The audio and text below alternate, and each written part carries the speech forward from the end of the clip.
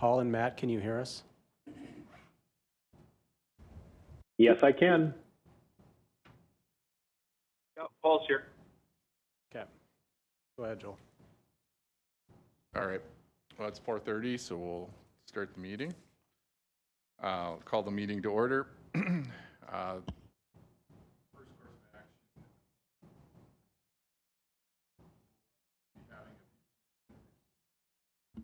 We'll be having a few commissioners remote tonight.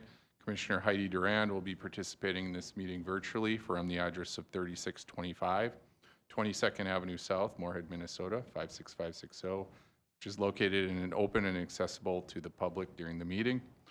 Commissioner Matt Lyseth will be participating in this meeting via interactive television from the address of 428 5th Avenue Northwest, 281 Aberdeen, South Dakota, 57401, which location is open and accessible to the public during the meeting.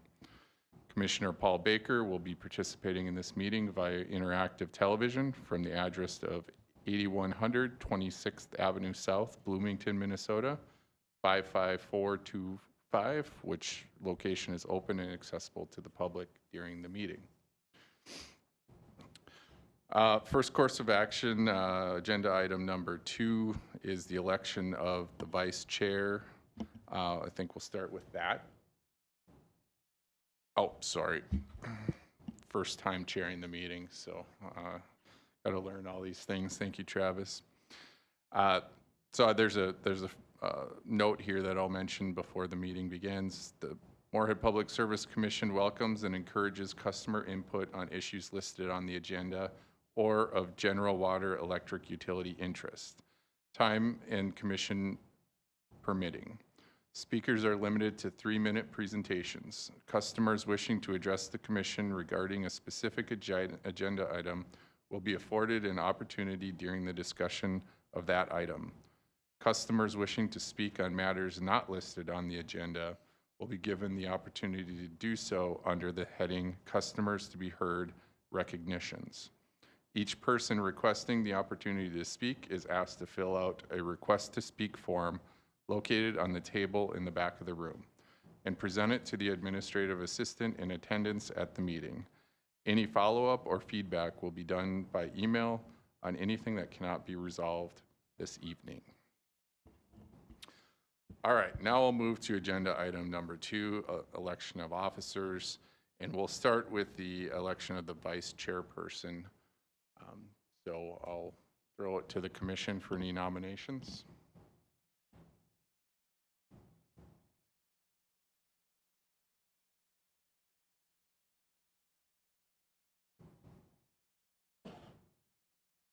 Paul and Matt, you guys are online? Yes. Yep, I'm here. Yes, Ms. Morgan.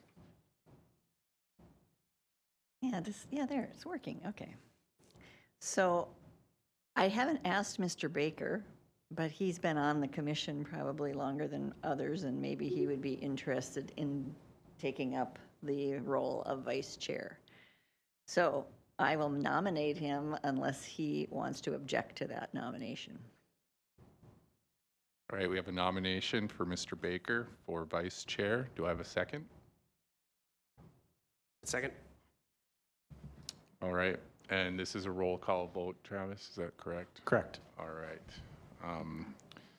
So we got a first and a second, so Ms. Morgan?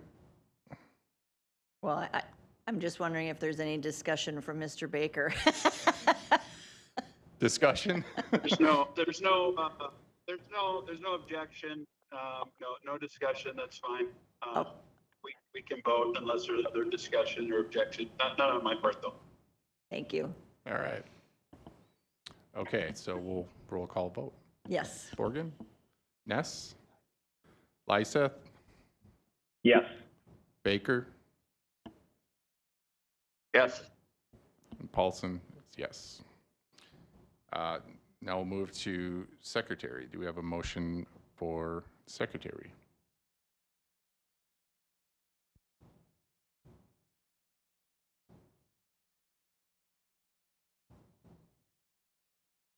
or just somebody that is willing to do it. I'll nominate Commissioner Morgan as we sit together, as a first motion. Okay, thank you. Second? Second, discussion. All right, roll call vote. Borgen, Yes. Ness, Yes. Lyseth, Yes. Baker, Aye. Paulson, aye. Very good. Now we'll be looking for a motion to approve the agenda. So moved. Borgen. Second? Yeah, motion by Borgen, second by Ness. Discussion. All right. All in favor? Aye. Aye. Do we need to roll call that? Yeah, what's the roll call? And what's- When we have a virtual meeting, you have to do a roll call vote. Everything's roll call. Everything that is roll Okay. call on a virtual meeting. All right, roll call vote. Borgen, Yes. Ness, Lyseth, Aye. Baker, Aye. Paulson, aye. Looking for a motion to approve the consent agenda. I make a motion. Motion by Ness, Second. So moved. second from Borgen. Roll call vote. Borgen, Yes. Ness, Yes. Lyseth, Aye. Baker, Aye. Paulson, aye. All right, moving down to agenda item number 7, customers to be heard, recognition. I don't think we have any. No customers to be heard tonight. Chairperson Paulson. I do have a couple recognitions. Typically at these meetings, we recognize our employees that hit 5-year milestones in their work anniversaries. Since our last meeting, we've had 2. Devin Schuler, he's a line worker for us. He's been with us for 5 years. And then Todd Score, he's one of our utility service workers / meter readers. He's been with us for 15 years full-time and longer than that part-time. Excellent.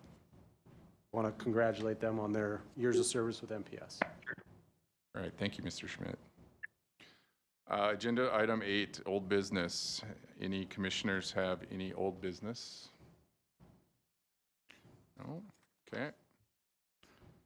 Chairperson Paulson? Yes. Do you want to address the customer concern from the last meeting? Yes, I can do that. So at the last meeting, we had a customer that presented to the commission, discussed about user rates and their setup for their meters and their connections. We did have a small group meeting with Commissioner Baker and myself and Durand, with General Manager Schmidt to review all of the information that was provided for that matter. At this point, we are not going to take any action, and we are going to send a response through General Manager Schmidt. So. All right. So we'll move to reports. Ms. Borgen, City Council report. Yes, thank you, Mr. Chair.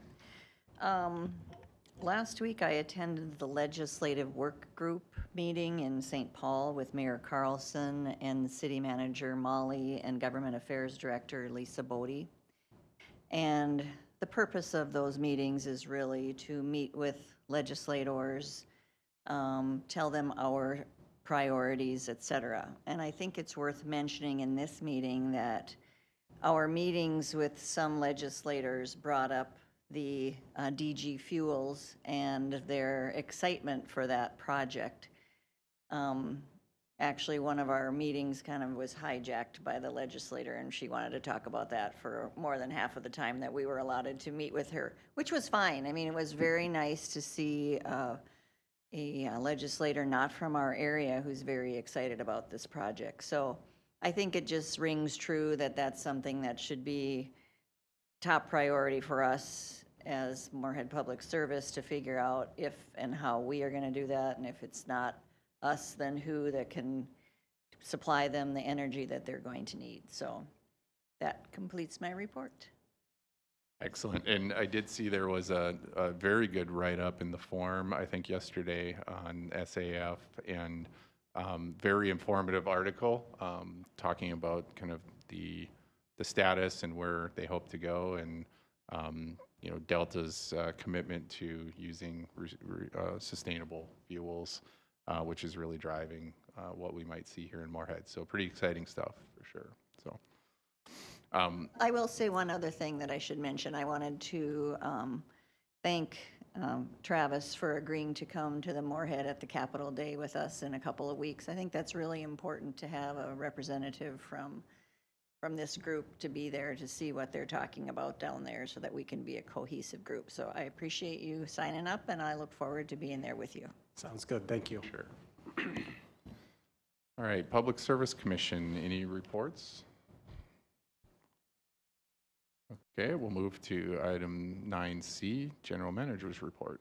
All right, my report is pretty lengthy tonight. I'm going to have staff and myself go over a couple items, and then I'll finish up with the fourth quarter strategic plan updates and dashboards.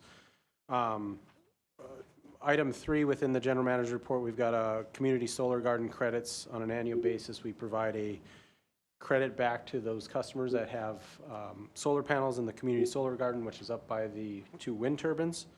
And based on the different groups or what type of customer they are, they get a different credit per panel based on how many panels they've got. So within the report, typically Taylor does that, but he is not available tonight. And so residential gets $35.17 per panel. Small general service, no demand, is $43.82.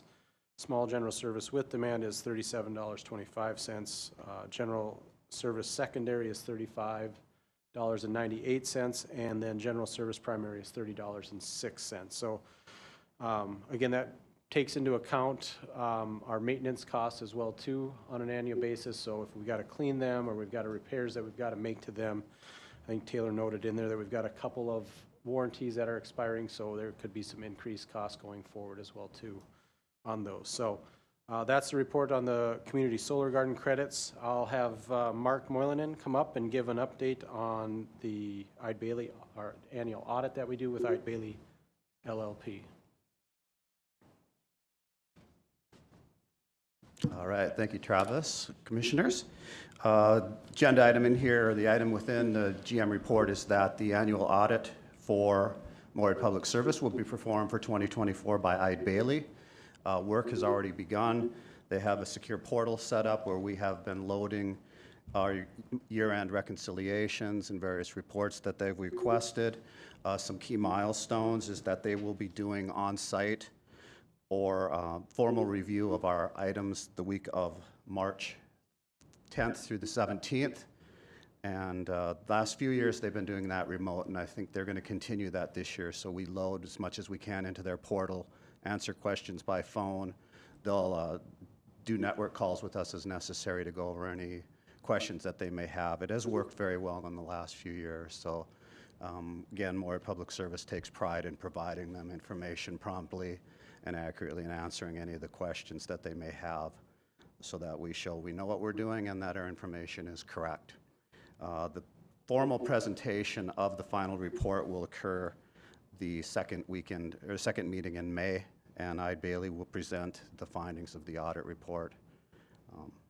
So far, it's been going well, and we expect it to continue that way. So at this time, I'm open to any questions that you may have on the 2024 audit.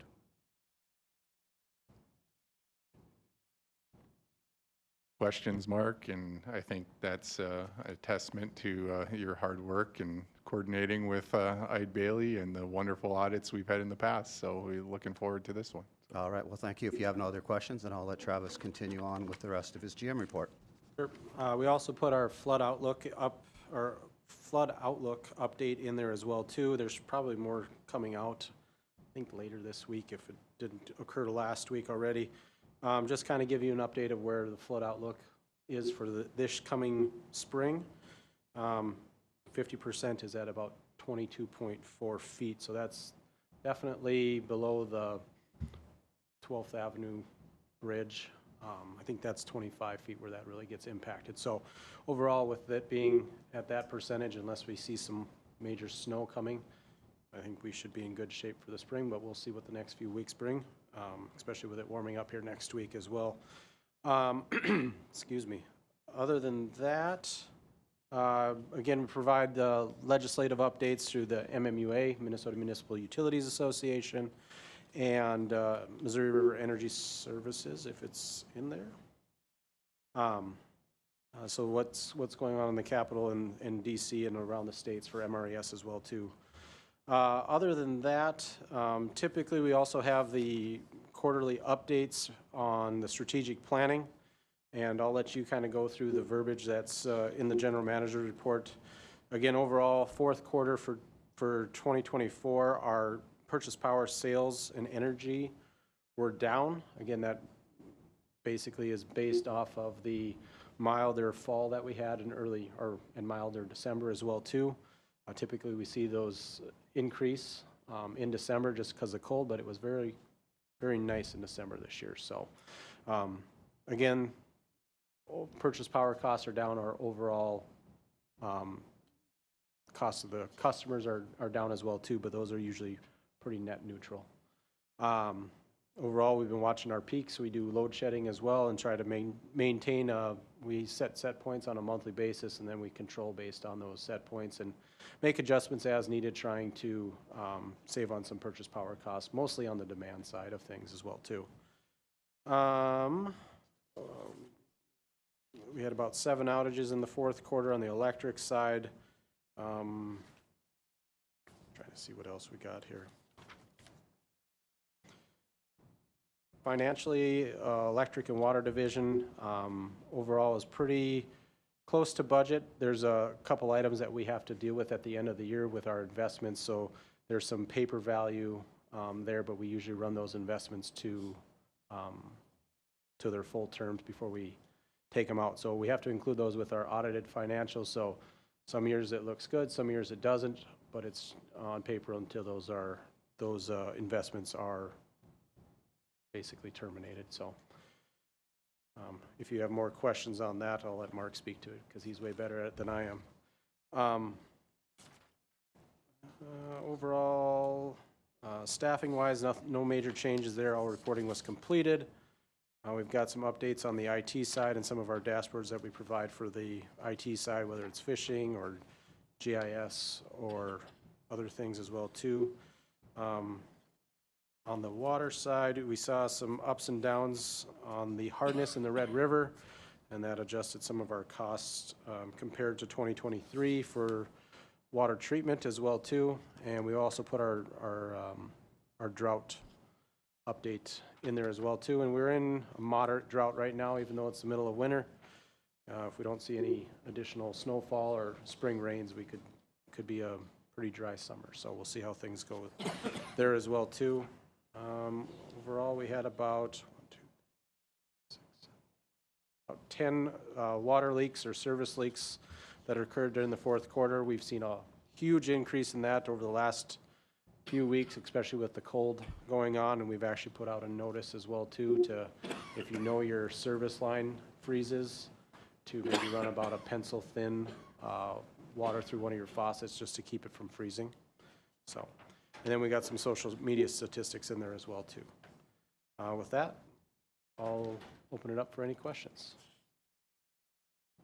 I have a curiosity question, Travis. Sure. So how many water service lines do we see frozen in Moorhead each year on average? I'm going to let Jake answer that question. Jake, you want to come up? And I think right now, what are we, about 4 to 5 feet on the frost? So it's getting pretty close. Yeah, so far this year, we've seen about 5 water services freeze up, either on the private side or out into the street. And we've had 3 water main breaks today, and the frost level is almost 5 feet. So next week can't come soon enough for a little warm up. So Yeah, for sure. so hopefully as we warm up, hopefully that frost maintains and doesn't get any deeper for a while, or we will see more, especially water services freeze up as well. We haven't had any the last couple of years, but I think the last year we did have quite a few. It was about 2018 or 2019 frost got deep, and then the time before that was 2014, where I think all winter long they were thawing services out. So Sure. I don't have an exact number back then, but Yeah, I was just curious on such a cold day, Yeah. in knowing that we've had, you know, a lot of cold weather over the last month here. yeah, I did have some plumbing work yesterday done at my home, and the plumber said they've had a lot of calls as well, just inside walls. So Yeah. Yeah. Excellent. Thank you. Yep. All right. Well, thank you, Mr. Schmidt. If you ready to move on? I have one quick question. Okay. Just out of curiosity, that looking at the billings and collections, I noticed that there's a trend from 2018 to current, and it just seems to be that collections are increasing, if I'm understanding that correctly. And I was just wondering if that's something that's just trending in our community, or is that comparable to any regional or other industry trends? So it's a good question. I'm going to have Mark help me out here a little bit. Is there some kind of bookkeeping maybe? Yeah, no, I wouldn't say it was a bookkeeping thing. Typically, we use the disconnection process to really make sure we retain as much money for services rendered as possible. However, there's always things that go on. There's LIHEAP. One of the things that changed during COVID is they did give some water relief as well too. So we were seeing more money coming in those years. But then if you notice, that went out Q3 of 2023. And so now you've got customers that have to pay that where they were maybe getting assistance. Basically, if they were approved for low-income heating program, they got approved for the water assistance program as well too. Mark, I'll let you kind of go from there. Yeah, as you indicated and noticed in the trends, we are noticing that ourselves. Our key one that we look at is how many bills are being paid within the standard collection period. You get your bill, you get 22 to 24 days. It has dropped from 85% back in about 2018 down to about 82% now. So 18% are basically involved in our collection process, and we could expect those to be paid after their due date. So at that point, most people have a bill plus another one outstanding. We do notice that we've been sending out more and more collection letters and calls just to prompt payment on or before the due dates. One thing that we have noticed, though, is that our ultimate final amount disconnected has stayed relatively stable. So again, our collection process and our customers, even though they aren't paying as quick as they did in the past, eventually they do pay because, again, the option is to get service interrupted. We do work very closely with the collection agencies and the LIHEAP agency, the local one, to make sure that customers who are in need are pointed in the right direction for assistance and make sure they qualify for state guidelines, et cetera. We do have a couple other entities that we do work with. But as Travis alluded to, during the COVID years, there were about 2.5 years where we were getting assistance for water and wastewater, so that also helped keep the numbers down at that time. But just overall, with population growth, the number of customers that we have actually getting state assistance of our whole, we have, I think, 1,300 or 1,400 customers who are in the assistance program out of about 12 to 14,000 residential. So there's a good percentage. But yeah, we've noticed it, but again, the thing that we look at the end result is, are we disconnecting more than we did in the past? And it's been about steady. Thank you, I appreciate it. Yep, you're welcome. Question. Thanks, Jason. Yes, Ms. Borgen. I just want to make a comment about the safety committee. I think you should be commended, your staff and everybody, for it looks like 0 OSHA recordables in this quarter and maybe 1 in the whole year. Is that true? 100% it says in July, so I'm assuming that's the only time you had a OSHA. But anyway, I noticed that and I thought that's something to be proud of, so congratulations. Yes, I think you're correct. I don't think we had any. Did we have any injuries, Mark? Yeah, go ahead. Mark tracks this as well too, so. Yeah, I think we had 1 in October of 23, so it was just a month-to-month comparable from year to year. Yeah, you are correct in that we've had very few reportable items. We have had a couple of minor injuries where someone maybe tweaked a back or did something, but it did not require hospitalization or emergency care.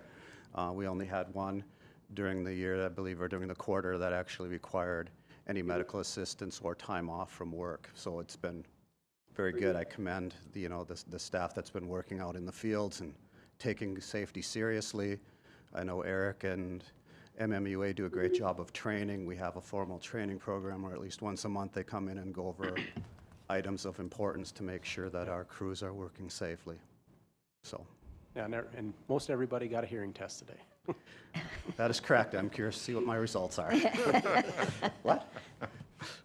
But yeah, so we did have hearing tests today for those that are involved with areas where there's loud noise, and we're required to do that for OSHA. Anybody who works in both of our plants, they are subject to periodic loud noises, so we had our annual hearing test today. So I'll let Travis carry on with the rest of the If there's any items on other the gym questions, report. I'll leave it up to Any you. other questions? All right, I'll look for a motion to accept the general manager's report. So moved. Motion from Second. Morgan, Second. second from Baker or Lyseth? All right, Lyseth. I'll take it from Lyseth, so. All right, roll call vote. Borgen, Yes. Ness? Yes. Lyseth, Aye. Baker, Aye. and Paulson is an aye. All right, we'll move on to agenda item number 10. Accept the report on service territory payments for Red River Valley Cooperative Power Association's 2024 energy use. Yep, so I'll start and then I'll let Mark finish up. So when we do a service territory annexation, usually it's a 10-year agreement with them, so we have to pay energy charge, or we pay a mill rate to them based on a negotiation. We do that for a 10-year period. And so every year we provide a report to them for that. We've got one that's got a couple years left and a few that have 8 to 10 years left roughly. So I'll let Mark speak to the rest of it. Go ahead, Mark. All right, thank you, Travis. Yes, commissioners. As noted in the report, in the years that I've been here for 13, 14 years, we've had about a dozen service territories where we've tracked and paid the previous provider for consumption that we use in their former service territories. Most of the contracts, as you've noticed, have fallen off. We're down to 3. One is when we annexed in the Red River Valley co-op customers in the Oakport, Moorhead area up in North Moorhead. That one has a couple more years still to go. So what happens is we pay them 3.1% or 3.1 cents for every kilowatt hour used. So we track on a customer basis those customers and provide them the report. Within the last couple of years, we've added a commercial business down in South Moorhead that was in a former territory of theirs. And then just 2 years ago, we added a house in South Moorhead that was in an area formerly served by Red River Valley. Over the years, the amounts that we pay per kilowatt hour have increased, not substantially, but they've been in around the 3.1 cents to 3.2 cents per kilowatt hour. And they will run out, as Travis indicated, after 10 years. So we've got about 8 years left on the oldest one, and the largest one, which is the former Oakport customers, will be expiring in about 2027, 2026. So this year we ended up writing them a check for $78,856.43, and that was mailed out to them via certified mail on the 23rd of January. And they received a recap, and if they were interested in details account by account, we'd be more than happy to provide that to them. We have very good records and would be happy to share that with them if requested. One piece to note as well, so when we do those buyouts, we also have a policy on paying those costs off as well too. And so there is a surcharge that goes to those customers in those service territory areas that they have to pay basically the difference between MPS's rates and Red River Valley's rates, and it's at the 50% line, excuse me, and they continue to pay that surcharge until the cost is paid off, and it's typically Integration costs Yep. to maybe change and buy some of the assets from the previous entity. We also do recoup the amounts that we're paying out in surcharge over the years. So As Travis indicated, the customers do pay a difference between what Moorhead's rates would be and if they were on the other utility, and they pay the difference until these surcharges have expired. We currently have 5 service territories out there that do have some buyout charges and integration costs still to be recaptured. Obviously, these 3, because they still have a couple more years left, they will continue for a few years beyond the final year. But we have some left up in Americana Estates up in North Moorhead. They were purchased and became a service territory in 2008. They still have approximately 5 years left of surcharges, and at that point, the surcharges will drop off their accounts. Red River in Excel territory, we did actually pay an upfront lump sum buyout surcharge to them. They calculated an amount they were comfortable with rather than paying over time. They just said, pay us this amount up front. We paid that in 2016. The customers in the former Excel area up in Oakport have approximately 11 years left potentially of surcharge to recapture. And again, the others will be a couple of years beyond the last year of their surcharge roll-off, the former Red River Valley customers in Oakport, and then the 2 small ones down in South Moorhead.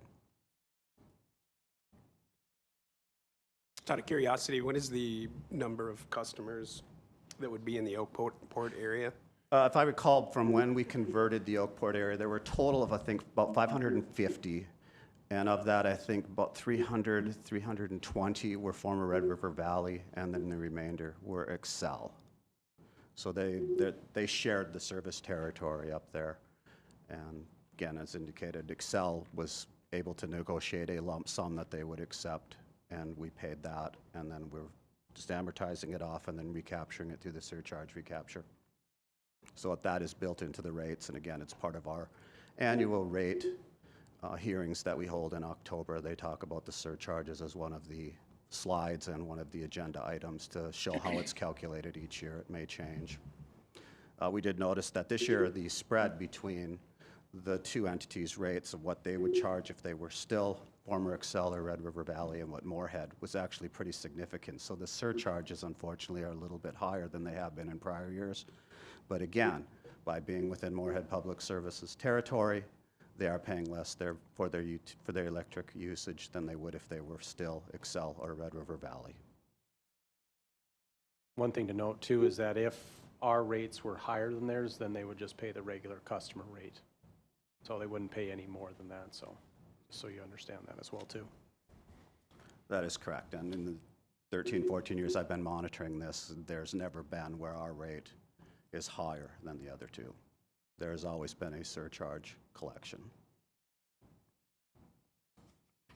And they'll be happy when the agreements run out and they're just on MPS's rates. Yes, and what's very nice is that there are a number of customers up there who are very conscious of the fact that this surcharge exists and are, aware of what is still remaining, and they're always curious, when will this fall off, and we're more than happy to go over with them what it is and when we anticipate it'll fall off if everything stays as it was in 2024.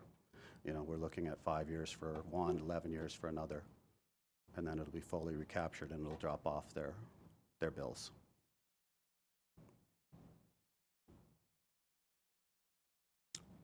Any other questions for discussion? All right, we'll look for a motion. So moved. Second. All right, motion by Councilwoman Borgen and Commissioner Ness. Roll or discussion? All right, roll call vote. Councilwoman Borgen, Yes. Commissioner Ness, Yes. Commissioner Lyseth, Aye. Commissioner Baker, Aye. and Mr. Paulson, yes. Okay, we'll move down to agenda item number 13, award bids for the 2025 water treatment and wastewater treatment chemicals. Sure, It's I'll that have time of Mark. the year, I suppose. It's that time of the year. We're making a little bit of change to how we work on this. So it's going from a 12-month contract that starts, is it April 1? April 1st. April 1st to, it's going to be calendar year to calendar year. So we're tweaking it a little bit, hoping to get some better prices in the fall And so we're going to make some adjustments there, but I'll let Mark explain everything else. Go ahead, Mark. Thank you, Travis. Commissioners, welcome. My name is Mark Pritchard. I'm the water plant manager. As Travis had mentioned, we are doing our advertisement for bids a little bit differently than in years past. We did opt to do a 9-month bid cycle versus a 12-month bid cycle. Again, as Travis had mentioned, to make sure that we line up on calendar years for our own internal budgeting process, excuse me, as well as to get hopefully some more competitive pricing. We did a lot of phone calls with area utilities in this region and determined that everyone else was using a calendar year, January 1st through end of December timeframe, and we were really the outliers that had a quarter delay, and it was affecting our pricing to a certain extent. So we thought from an efficiencies perspective for our funding, we wanted to make that change. So the process that we do annually, it does also include the City of Moorhead's wastewater treatment chemical advertisement for bids. We do include that to kind of get everything tackled at once, which is a good collaboration event that we do annually. This year, we ended up noticing that based off bids received, based off of a 12-month annualized cost use basis, we're looking at about a 2.4% increase in those per unit costs. Most of that is actually due to the addition of one additional chemical for the drinking water plant that Moorhead Public Service operates. That's for orthophosphate to comply with new lead and copper rules that came out from EPA last year.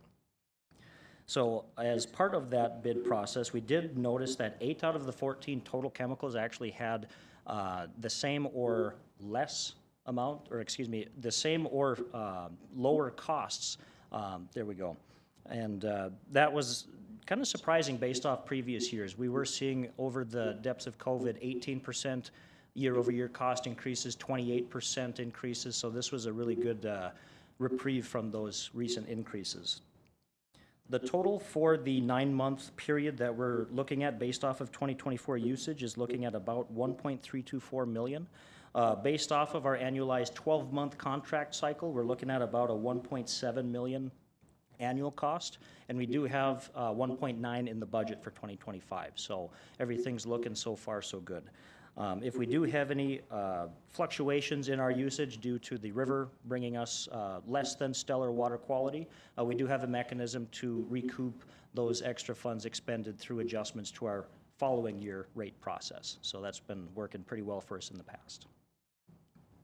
Mark, question for you. I know we've been talking about it internally, but does any of our chemicals come from outside the United States where we could maybe have some tariff concerns? Yes. One of our main softening chemicals, our lime, our calcium oxide, does come from the Faulkner, Manitoba facility. And we have been reaching out to the Superior, Wisconsin folks who run the business office for Graymont, and they did say that they're watching very closely the tariff situation as the presidential administration goes through that process. So we did say very firmly that we do not want to see our price increase because the number that we received is what we have in the bids, and we're not going to retroactively want to change that easily. They were very willing to work with us on that front. They said if we can't get the Faulkner material for the same price, they do also have a comparable material with the same calcium content that comes from their Superior, Wisconsin facility. So there is a backup plan already in place should tariffs become an issue and have that increase of 25%, which is definitely something we want to avoid if possible. It does have more grit, but we can work with that for the time being.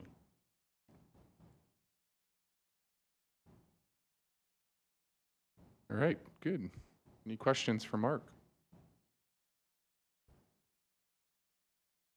This is Paul Baker, Mark. I know you're on this. Are you envisioning, the increase of the river quality going up or down in the future year, based on snowfall, or how do you gauge that? Is chemical usage going to be up or down in your estimation, or is that just a, month-to-month thing? Boy, good question. Based off of previous years where we've seen low snowpack, it typically means less runoff in the springtime. That typically means less stuff getting worked into the river that we then have to remove and treat. The last time that we saw the river and the snowpack similar to what we have now is in 2021 when we had our flash drought that hit us a little bit severely later on in the summer. From a water quality perspective, that means that one of our 2 upstream flood impoundment facilities, Lake Traverse, discharged less water, and that is a notorious salt sink that provides a lot of increased usage from a chemical perspective. So if that follows through with current trends, it is very, very likely that our chemical use will go down because the only real water coming through the Red River system will be from the Otter Tail River tributary, and that stuff is what we call the good stuff at the plant. So if that does come to pass, we will see chemical use go down, but we will see well water go up if that is the case. But it's very much a toss-up right now. We could get a couple of really good blizzards here yet this spring and get some good snowpack. I think I'm the only one in Clay County hoping for that. So. Yeah, just stop that, Mark.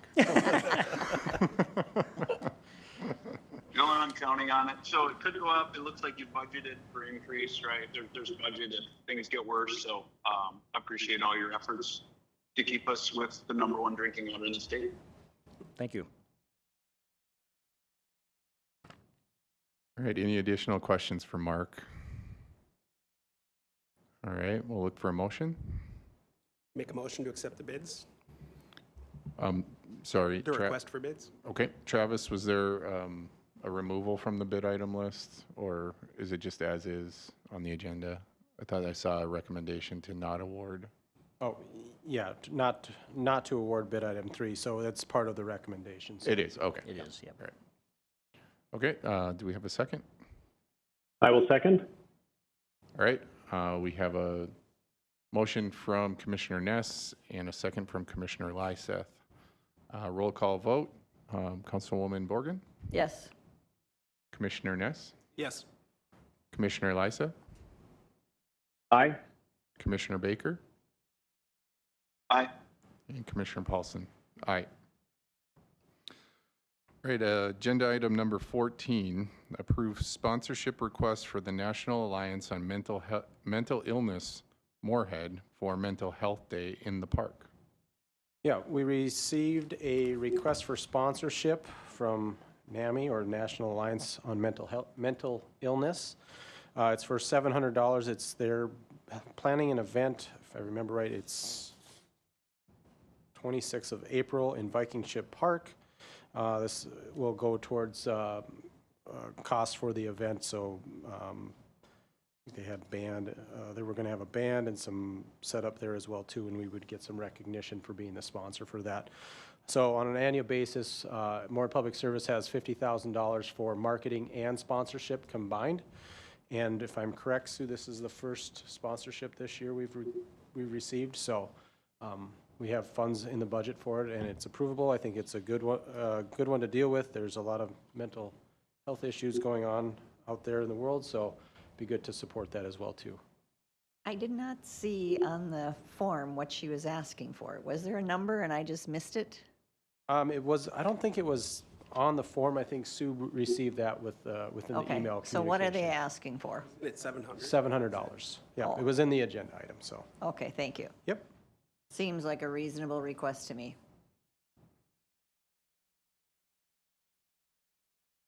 I have no, I'm comfortable with it. It meets our criteria.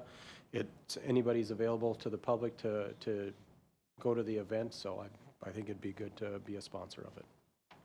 I'll move that we approve that sponsorship request. Right. Second. A second. Sorry, Commissioner Ness beat you to it. So we got a motion from Councilwoman Borgen and a second from Commissioner Ness. Discussion. A roll call vote.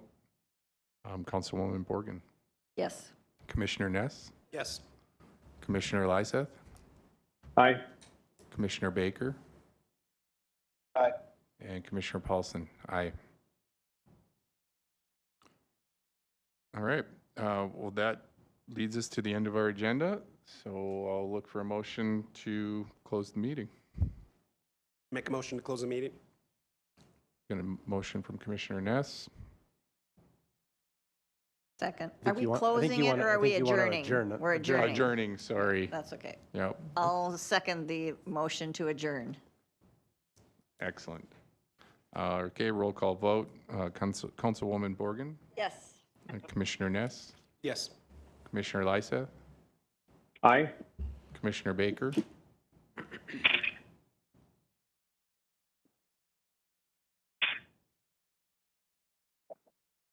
he's gone. Commissioner Paulson, aye. Yeah, I think we got him. I think we got him. All right, meeting's adjourned.